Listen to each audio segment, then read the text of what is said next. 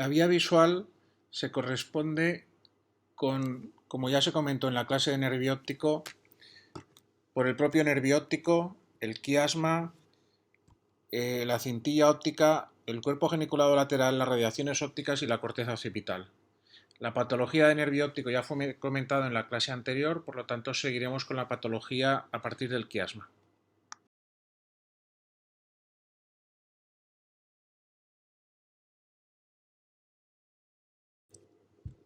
Es importante las relaciones anatómicas que dispone el quiasma óptico, dado que en su porción inferior se relaciona con la silla turca, en la porción lateral con el seno cavernoso, la arteria carótida interna y en la porción supero-posterior con el hipotálamo y el tercer ventrículo.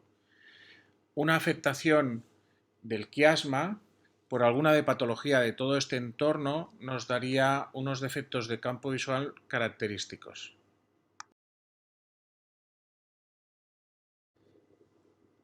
La patología que más frecuentemente afecta al quiasma, provocando un síndrome quiasmático, es la patología de la hipófisis.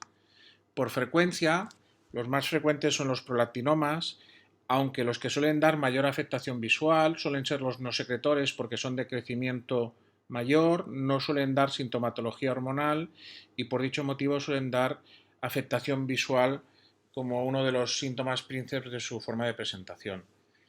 Puede haber también, y suelen comprimir el quiasma por debajo, generando generalmente defectos de campo visual bitemporales de predominio superior.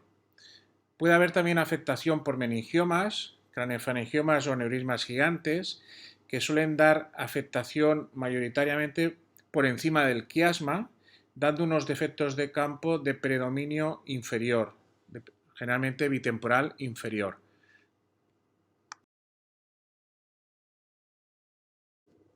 En estas imágenes vemos 4 posibilidades de relación del quiasma con los adenomas de hipófisis, viendo en la primera imagen arriba a la izquierda que no hay contacto del adenoma con el quiasma. En segundo lugar, vemos una pequeña compresión a nivel central con contacto pero sin producirse desplazamiento. En la tercera imagen abajo a la izquierda ya se produce un cierto abombamiento del quiasma y en la cuarta imagen ya vemos un gran desplazamiento originado por un gran macroadenoma en el cual incluso vemos que tiene un cierto nivel, en este caso vertical, porque probablemente ha sufrido algún tipo de necrosis. Las manifestaciones clínicas más frecuentes del síndrome quiasmático son los defectos campimétricos. Suele dar unos defectos de campo visual en la zona temporal, en ambos ojos, que depende de la localización permiten definir si hay una compresión superior e inferior o inferior. En este caso, no es posible definirlo porque el defecto campimétrico es completo.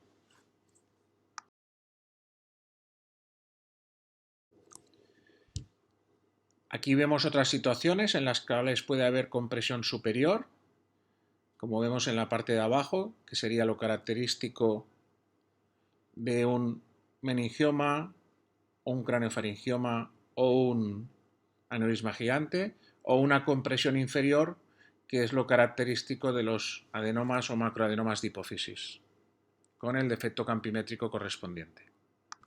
Más raro son las otras formas que podemos ver, como sería el escotoma juncional, en el cual hay una compresión anterior de la unión entre el nervio y el quiasma, o bien una compresión selectiva posterior del quiasma que daría unos defectos escotomatosos bitemporales centrales.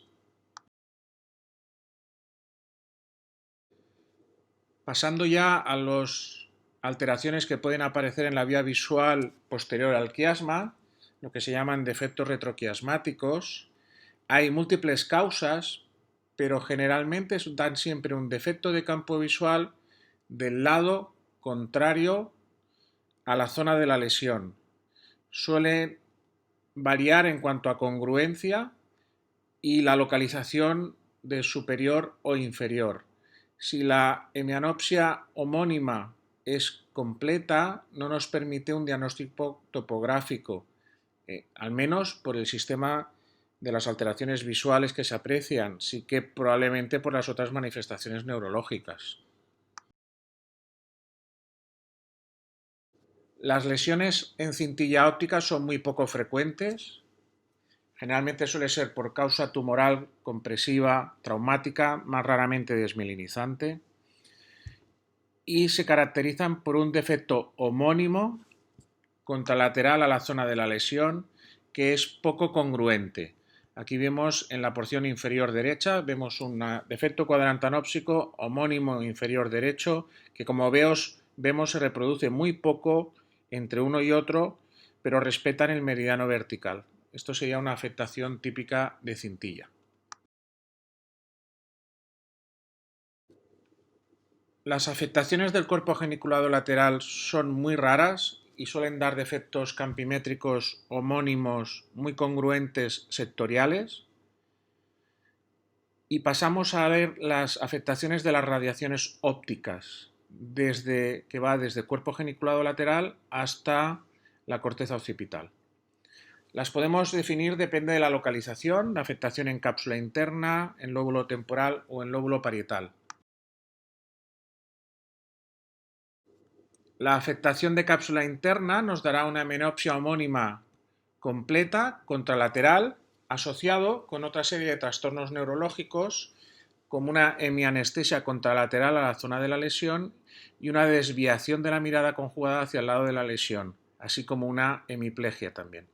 En estas situaciones es evidente que la sintomatología visual no es la predominante, sino que lo es la afectación neurológica. Una lesión en el lóbulo parietal, aparte de generar cierto grado de hemiplegia o de pérdida de fuerza en el lado contrario al lado afecto, también generará un defecto campimétrico homónimo contralateral al lado de la lesión inferior, que puede ser completo, es decir, una cuadrantanopsia inferior homónima congruente, o puede ser incompleto. En ocasiones respetan poco el meridiano horizontal y pueden pasar por encima de la línea media. Y las lesiones en el lóbulo temporal suelen dar un defecto homónimo superior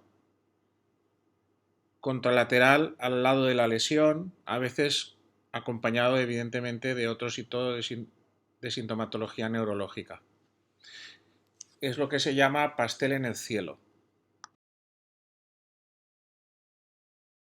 Finalmente, nos podemos encontrar con afectaciones en el lóbulo y corteza occipital, cuyas causas son prácticamente las mismas que las otras: vasculares, traumáticas, tumorales, desmielinizantes, abscesos, aunque el lóbulo y la corteza occipital son más sensibles probablemente a la hipotensión y a lesiones tóxicas como intoxicación por monóxido de carbono.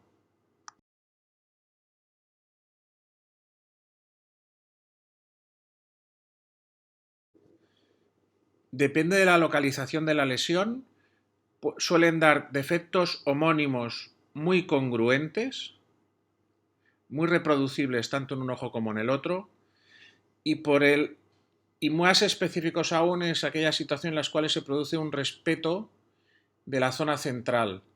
Dicha zona central recibe una doble irrigación, por lo tanto en trastornos vasculares había una cierta protección de la zona central y lo característico es un defecto homónimo contralateral con respeto central, como vemos aquí en la diapositiva. Otras veces tienen defectos cuadrantanópsicos, superior o inferior, dependiendo de si la afectación es por encima o por debajo de la cisura calcarina.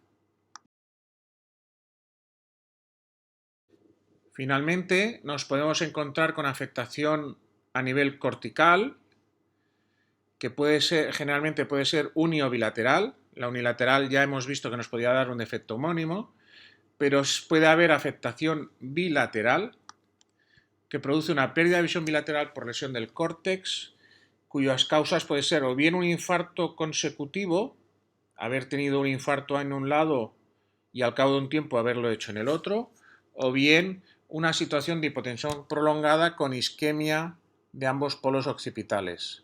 En todo caso, el paciente presenta una ceguera de causa cortical y muchas veces no es consciente de dicha ceguera, produciéndose lo que se llama la anosoagnosia o desconocimiento de la pérdida visual, también conocido como síndrome de Anton, lo cual hace que muchas veces tengan situaciones de ir dándose golpes sin saber por qué se ha producido.